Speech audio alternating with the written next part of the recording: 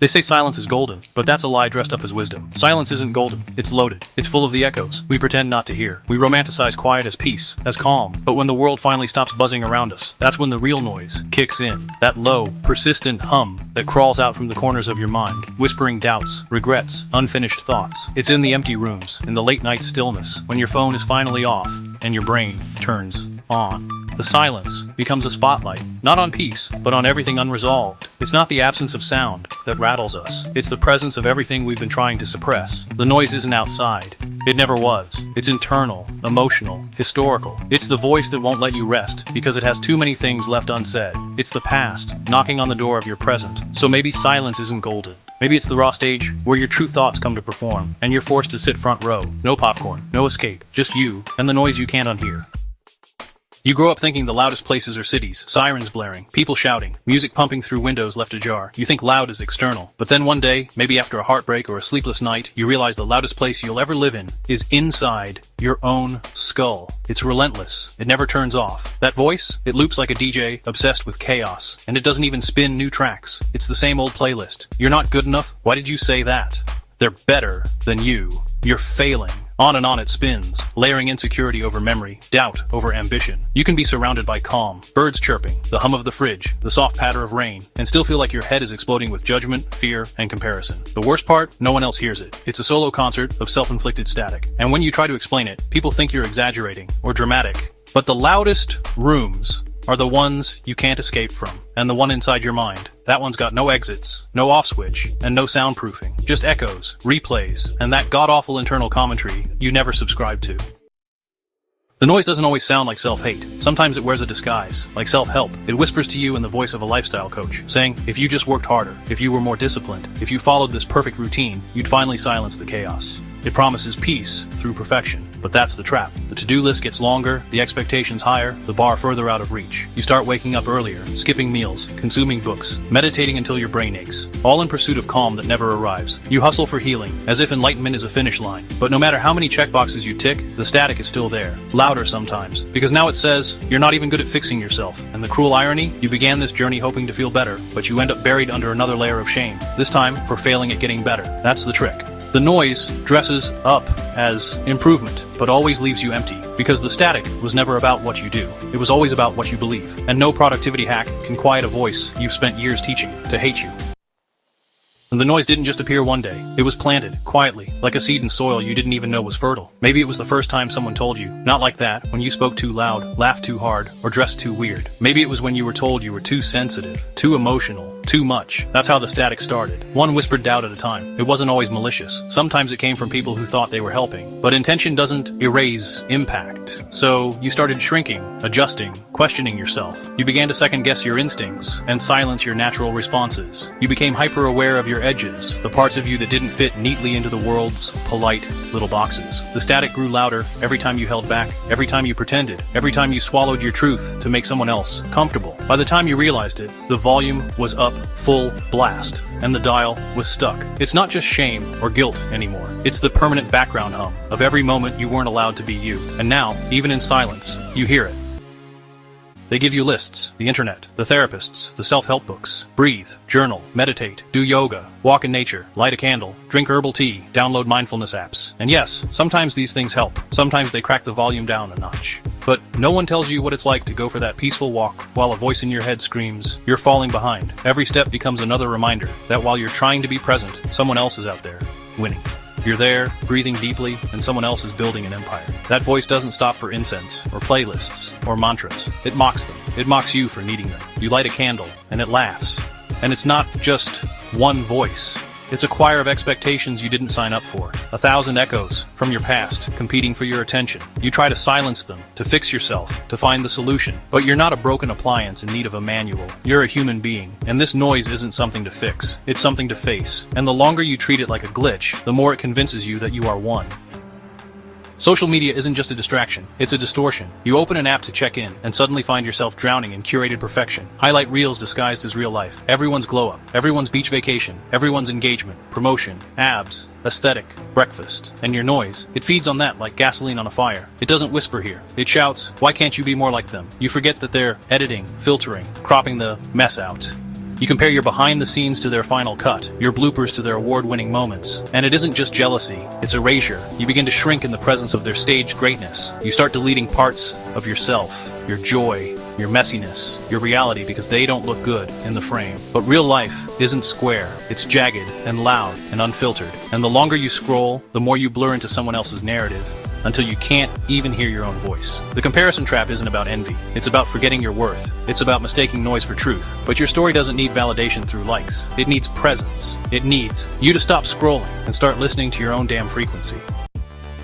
The noise can't be deleted, but it can be decoded. It's not some ghostly force tormenting you from nowhere. It comes from somewhere. And the moment you stop fearing it and start studying it, something shifts. You begin to trace its roots, to map the pattern. That anxious static before a big decision. Maybe it sounds like your mother's disapproval. That spiral of inadequacy after a long day. Maybe it carries the tone of a coach who never believed in you. The noise isn't random. It's recorded. Layer by layer. Voice by voice. Moment by moment. And if you can identify the voices, you can start to question them. To ask, is this mine, or is it something I inherited, absorbed, accepted, without consent? Rewiring starts by naming the noise. Not with shame, but with clarity. That's the perfectionist script again. That's the fear of abandonment talking. That's the internalized capitalism telling me rest equals laziness. And the more you name it, the more distance you create. You're not the noise. You're the observer of it. And with time, you can choose which frequencies deserve your energy and which ones deserve to be turned all the way down. You can't outrun the noise. You can't drown it in distraction forever. At some point, you have to turn around and face it. That murmur of self-doubt, that hiss of unworthiness, look it in the eye. Say its name out loud. Call it what it is. The power of the noise lies in its subtlety, in the way it pretends to be your own voice. But once you recognize it for the intruder it is, you gain ground. You take back control. You stop being the passive listener and become the defiant responder. Write the noise a letter if you have to. Dear Shame, I see you, and I'm tired of letting you drive. Talk back. Talk louder. Scream, if that's what it takes. This isn't about pretending the noise doesn't exist. It's about refusing to let it dictate your worth. It's about turning your own voice into armor, into resistance, into a battle cry. Facing the static means daring to believe you are not the sum of your worst thoughts. It means standing in the chaos and saying, I am still here, and I get to decide what happens next. That's not weakness, that's survival. There's no manual for surviving the noise. No 5-step guide to quiet the chaos that lives in your head. What works for one person might feel like nonsense to another. And that's okay, because healing isn't one size fits all. It's messy, personal, and deeply yours. Some people write it out, page after page of tangled thoughts, until the ink starts to bleed clarity. Others run, punch pillows, scream into the sky, or bury their grief in a garden. Some people sing their pain. Some turn it into poetry. Some go to therapy, brave enough to unpack decades of dust-covered trauma in a room with 4 beige walls, and a stranger who learns their secrets, one sigh at a time. You don't need permission to cope the way you need to. You don't need to fit anyone's idea of recovery. You just need to do something. Because if you don't, that noise will become the background music of your life. And living to the rhythm of never enough is not living. It's performing. Find your way. Carve it, if you have to. This is your fight, your mind, your music. And you deserve to dance to something that doesn't hurt. The noise has a sneaky way of convincing you to shrink, to make yourself smaller so you don't take up too much space. It whispers lies like, don't ask for help, you'll be a burden, or don't speak up, you might seem needy. It pushes you to tuck away your opinions, your dreams, even your laughter, so you don't disrupt the fragile peace. Every text you send is double-checked, every outfit second-guessed, every choice weighed down by doubt. It tells you settling is safety, that lowering your standards will keep you from getting hurt. It tells you silence is power, that disappearing is peace. But this shrinking spell is a trap, because when you shrink yourself, you deny the world your full presence. You hide your brilliance, your pain, your truth, as if invisibility will keep you safe. The noise wants you small, because small is easier to control. But here's the truth. You were never meant to fade away. You were made to fill rooms, to shake foundations, to be seen, heard, and felt. The world needs your size, your full, messy, beautiful self. So break the spell, stand tall, speak loudly, and take up all the space you deserve. Peace isn't what most people think it is, the absence of noise or conflict. It's not about silence or emptiness. Real peace is something deeper, more complex. It's the ability to live with the chaos swirling around and inside you without letting it take control. It's about sitting with discomfort, uncertainty, and that relentless noise, and still finding calm within yourself. Peace means knowing the roar is there, but choosing to dance anyway. Choosing your own steps, your own rhythm. It means you don't have to be free from struggle to feel whole. Instead, peace is accepting the messiness of life, the contradictions and imperfections, and still embracing it all with open arms. It's a quiet rebellion against the idea that happiness requires perfection or ease. Peace is resilience. It's the strength to keep going when the world won't let you rest. It's the courage to face your own noise, to hold your ground when doubt tries to push you around. And most importantly, peace is not a destination. It's a practice, a daily choice to show up for yourself, no matter how loud the world gets. That's real peace. Noise will always be a part of life. It comes from everywhere. Inside your mind, outside in the world, and from people who try to shape you into something more comfortable for them. Those voices, the critics and doubters, the ones who want you quiet or smaller, they will never stop.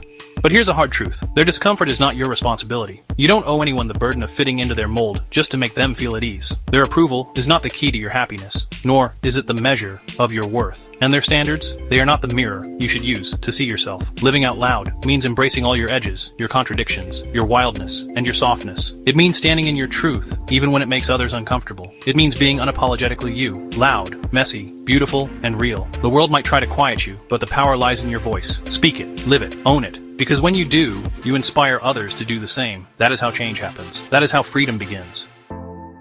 You weren't born to be palatable, safe, or easily digested by others. You weren't put here to whisper when you have a roar inside you. You were made from bone and fire, contradictions and complexities that don't fit neatly into anyone else's expectations. That noise you hear, the doubt, the fear, the chaos, is actually proof that you're alive. It means you're still fighting, still growing, still human. Let that noise hum, whine, and shout if it must, but don't ever let it steer the course of your life. Instead, learn to recognize it as a signal, not a sentence. Your true voice lies beneath all the noise. The voice that says, "I'm here," that laughs when no one's watching, that finds beauty in scars and rebellion in softness. This voice is uniquely yours, shaped by every hardship, every joy, every moment that made you who you are today. When you start listening to that voice, you begin to own your story with pride, not shame. Your true voice is your power, your compass, and your sanctuary. Protect it, amplify it, and never let anyone silence it again. Beneath all the noise, the chaos, the self-doubt, the endless static, there's another voice. It's quieter, yes, but it's yours. The one that whispers, "I'm still here," even when everything feels like it's falling apart. This voice laughs at midnight when the world is asleep, finding humor in the darkest moments. It sees beauty in your scars, both the visible and invisible ones, and finds rebellion in your softness, in your refusal to hide or shrink away. Tuning into this voice is like finding a secret radio station playing only your favorite songs. It's a frequency that drowns out the static. Not forever, because the noise will always be there, but for today, for right now, for a precious moment where your own truth becomes the loudest sound in your life. When you crank up this frequency, you choose your own story instead of letting fear or judgment dictate it. You decide what deserves your attention and what doesn't. This voice is your lifeline, your anchor, and your anthem. So turn it up. Let it fill every corner of your mind and heart, because your truth is powerful and it deserves to be heard, loud and clear. If you agree, ink, rage, repeat, share, like, and subscribe. See you next time.